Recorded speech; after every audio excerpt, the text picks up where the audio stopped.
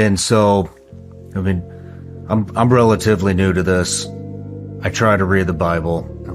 I'll open it up into a random page and see if he's talking to me or not. Sometimes he is.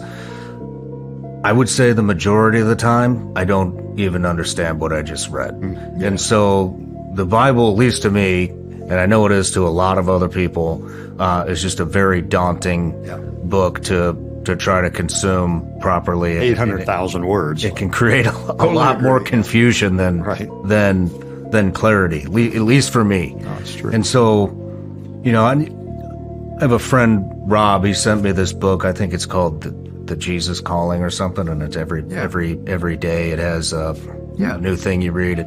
I get a lot out of that. Every day I'm like, oh man, like that's like right on. I read it at the end of the day before I go to bed.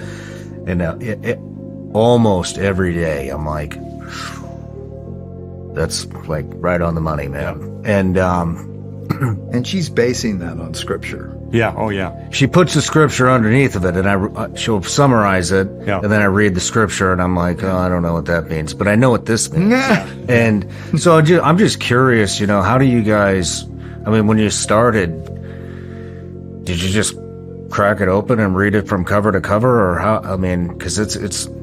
Well, I read it when I was an atheist during my investigation, and found a lot of it, like you say, very hard to understand and put together in a coherent way.